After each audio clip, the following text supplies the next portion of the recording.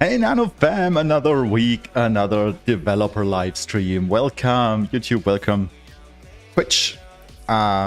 So let's see who's in the chat already. Undefnal, of course, man. Hello. And LFLF. Oh, LF, we have something really nice to show from you, LFLF, today. So super excited about what you did. Hey guys, hey chat. So how was your week, guys? In case you wondered why I have not committed much during the last days, I worked in the garden with my father-in-law. Oh, is father-in-law, is that the correct word? The father of my girlfriend. And we redid our garden for the last 2 days. So I have sore muscles right now, and I didn't work much during. I didn't code much during the last 2 days. So that was the reason. So hey Sammy D, hello. Okay, so let's see what do we have for today? Yeah, of course there will be another 5 nano giveaway as always, and we will have a look at what Piotr did with the unit tests for the official nano node. We will I'm going to show you a new style or a change of the unit test that we worked on last week, and we will have a look at the pull request from LFLF, and then I think we will port part of the bootstrapping code from C++ to Rust. Let's see how far we get there. Okay, so let's see. So yeah, last stream we talked a lot about the unit tests and about how important fast unit tests are and how much I value fast unit tests. And to my surprise, Piotr did a tremendous job of improving the unit test speed for the official nano node, and I did not have time to try it out myself, but let me just switch the screen here. I did not have time to try it out myself, but here, this is the pull request where he just made all of the unit tests run in parallel. And it was merged recently, like today or yesterday. This is the pull request. And here he says the test execution time dropped from 5 minutes to around 30 seconds. And later he said like it was like 10, 11, 12 seconds. And others have tried it out, and they also say they have fast M1 laptops, and they said like the test run in 11 seconds now, and that's just a really good job. So I'm going to try this week to run the official test in parallel, and that will help me too, because I still have like 500 tests in the C++ code base still, and if I don't have to wait for 5 minutes every time I run the tests, yeah, that will help me a lot. So great job, Piotr. Really well done. Yeah, so, and I wanted to have a look at Nano TPS. I'm sure you guys have seen that site. It's pretty new, with the data provided from Gravity, and who built the site? I think what Imi was that the name, Imi? Maybe you know, chat. So yeah, so TPS going up still, looking good. So we are at more than 40 transactions per second on average. Yeah, so I think this will still go up if we have more PRs on the new version, and yeah, there's a lot of voting wait offline still. So yeah, let's wait for that to come online again with the new version. So let's see. But looking good so far. Yeah, so last week we worked on the unit tests, especially the validation tests for epoch blocks. And I worked a bit more after the stream, or the days after the stream, and I changed them a bit more, and I wanted to show you. So what I did now is I created a helper struct called block validation test, which would do all the setup and everything. And now the tests, they shrank even more. They are just now mostly 3 lines where I do a setup of the block I want to validate, and then the assert that either asserts a test failure or that it would pass. And yeah, let me know what you think, because I like it actually. So these tests are really small now, and I think the signal to noise ratio is really good.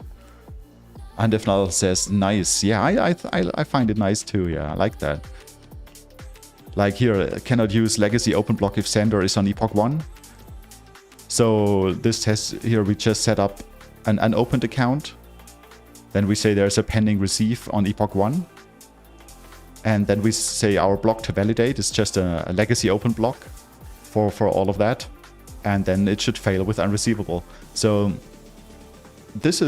I think it's really important in the test that they are focused. So when we have a look at them, we should immediately know what's going on, what's being tested, and there should not be too much noise. And I tried to remove all of the noise. And if we compare that to the tests, how they were in the C++ version, and I have them here. So these are the same tests which process an epoch block. You just see that there's a lot of stuff going on. And when we work with the tests, we should not. So this is like one test here. All of this page. If we are bombarded with information like here, there's no way we can figure out quickly what this test is about. And so that's why I try to remove all of the noise, like remove all of the unimportant stuff, and just focus the tests on what we actually want to test. And so this is all epoch block. For example, epoch block's fork. This is testing what should happen if the epoch block is actually a fork. If you see, like here, this is all setting up a fork state. And there's a lot of unnecessary detail in this test. LFLF says, can only agree with Andefnal. Looks a lot better than the CPP version, yeah. So I spent a lot of time, yeah. But I think spending time there is actually a good thing. So yeah, just look at this fork test. A lot of setup code that does set up a fork. And if we have a look at the tests, how they look now, I think there's also the fork test in the Rust code. Here, the last one. So this is the same test where we test a fork, and we just say there's an epoch 0 account, and our block we want to validate is an epoch 1 block. And then we just add a state block to our chain, and this state block is the one that is in the chain, and this is the fork, and then it just should fail. The validation should just fail with the fork result. So I think this is just, as I said, a lot more focused. Removed all of the noise. Really good signal to noise ratio. And yeah, that's what what I think is a good way of making the tests more readable. Yes, just wanted to show you that because I worked on that after the last stream.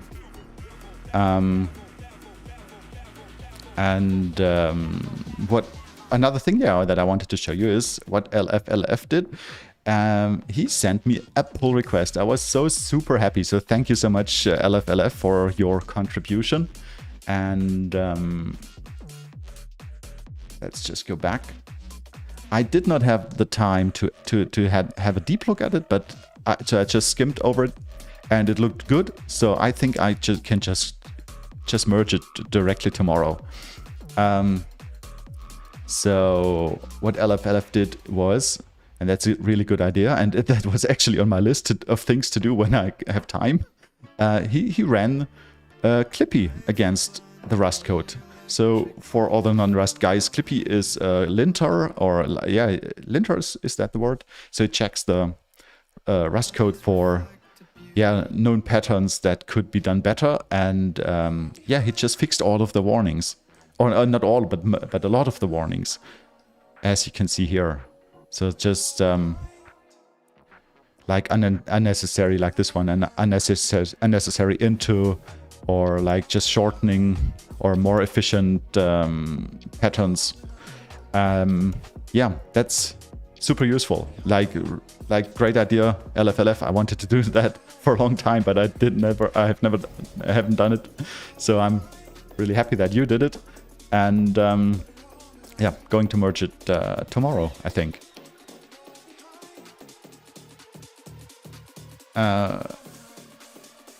So that was all I wanted to show you before we start coding. And yeah, just post your nano addresses in chat. And we will give away 5 nanos or 1 nano 5 times. Just post your nano addresses to participate. And we will do the first giveaway right away. Like as soon as we have a couple of addresses, we will do the first giveaway. And while you guys post your addresses, so for today, I thought I would work on the bootstrapping part. LFLF says, I hope I can contribute something more than linter fixes soon. Yeah, but even this is like, it is really helpful.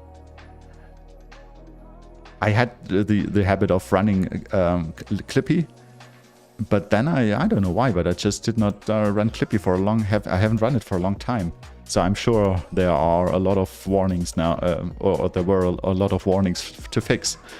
Hey Sammy, so nano addresses coming in, Sammy and Cruxor. Let's write them down and then we will pick a winner. So we have. Let's see, there's Sammy's address. Oops.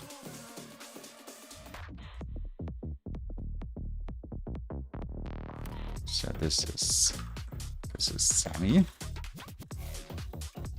Ooh. I deleted the nano. And why is there this tooltip? Do you guys see the tooltip too? Now it's gone. Okay. Then we have the nano address of.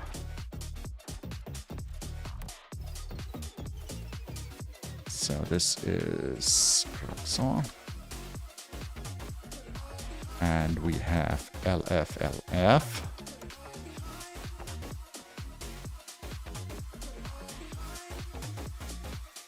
And oh, what do we have? End of null.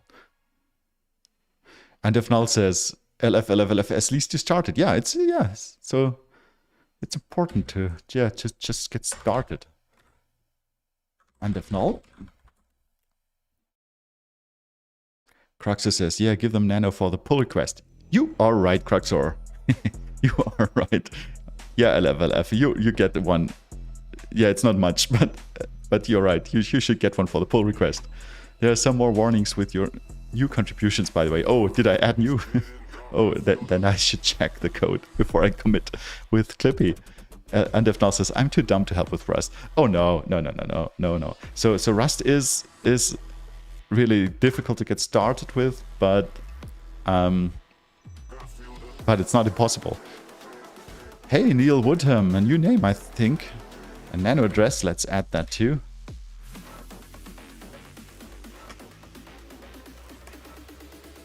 Okay, but yeah, I'm going to give LFLF a nano.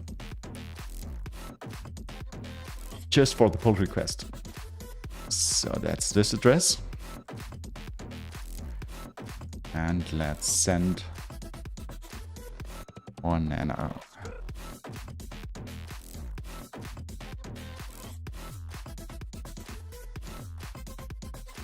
So done. Okay.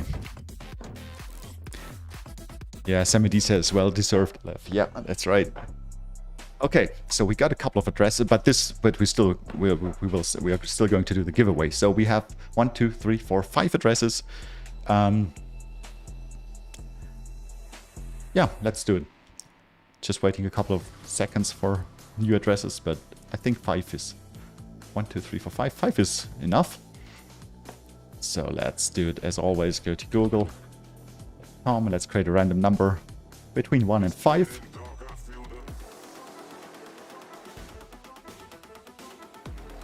Between 1 and 5. Ooh. So let's generate it. 1, 2, 3. Click. The number is 1. So Congratulations to Sammy D. You get 1 nano. Let's copy your address. And let's go.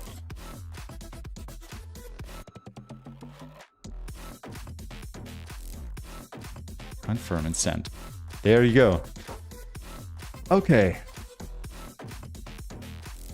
So, first giveaway. And yeah, let's switch to the code. Cheers.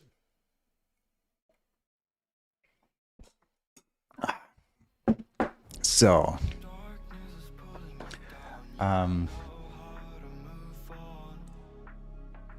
yeah, so I thought I would work on the bootstrapping part, just to work on a different part of the system.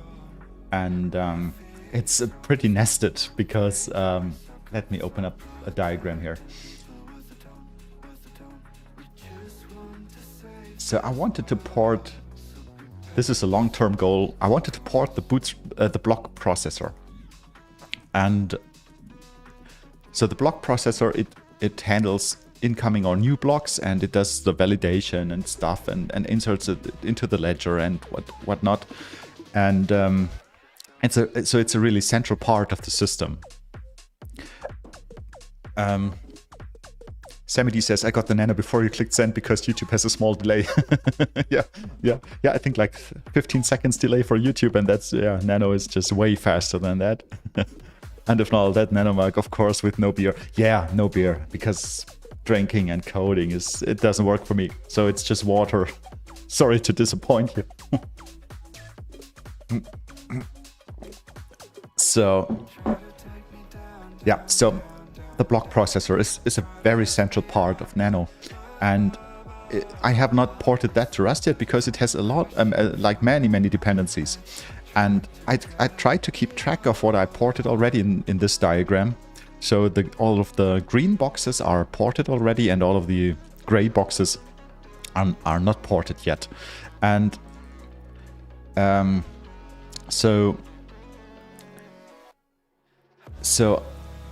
and yeah, I tried to port the block processor, and then that opened up like a sub goal for me, and that sub goal is to have all of the networking code in Rust, because the networking code is very complex, and it would be great to be able to run a network server that could communicate with the Nano network, and it would be Rust only Rust, and yeah, so the block processor led me to, yeah, try to get all of the networking stuff to Rust. And if you have a look at this box here, this is I called it channels. So this is the socket connections that the nodes have to each other. And I am pretty far here, so there's most of it is ported already, except for that box to the right here, the bootstrapping box, because when we open up a connection to another node, it can respond to all of the bootstrapping requests, and there are different ways, or the legacy bootstrapping stuff is in here, like that was replaced with the ascending bootstrapper, but the code is still there, so that's why I want to bring it to Rust, even though it's legacy, and I don't know when it will be removed completely. I hope it will be removed soon, and my thinking is, because it's not that much code, I want to bring all of it to Rust, with the goal to bring all of the networking code to Rust. And but I will not spend time cleaning the legacy stuff up. Yeah, just because it will be deleted, anyways. So I started bringing the bulk pool server to Rust, and for today I thought I would bring the frontier request server class to Rust, and with the goal to bring the bulk push server and the bulk pull account server to Rust too. And I think the ascending bootstrapper is still missing in this diagram because that one is new. And with all of that bootstrapping servers in Rust, I could then bring the Bootstrap message visitor to Rust and the request response visitor factory to Rust, and then I could bring the TCP server factory to Rust, and yeah, you see how it goes. Like it is a long chain of dependencies, with the goal to have all of the networking code in Rust soon. LFLF says you said to Neil, by the way. Oh, welcome to Nano. Die. Oh, I'm sorry. I'm sorry. Have I copied the wrong address? Your Nano address is this one. Huh? What did I do?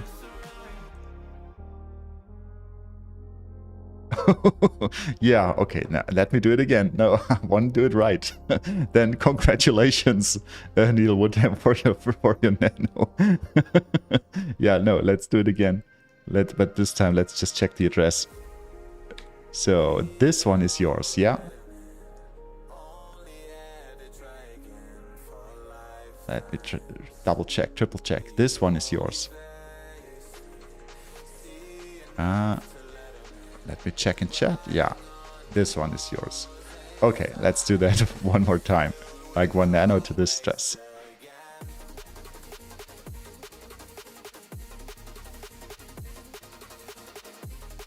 Yeah, got it?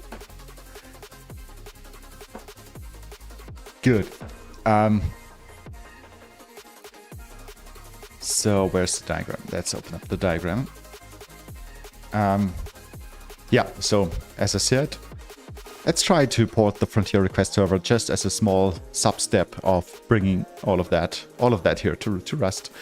And maybe one day we can start the TCP server without having any C++ code involved.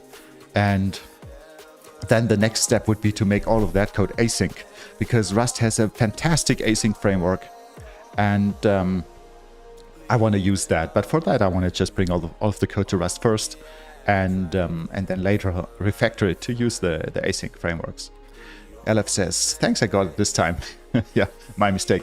So yeah, let's open up the Frontier request server and let's have a look, because it's not that much code. So can I Frontier? No.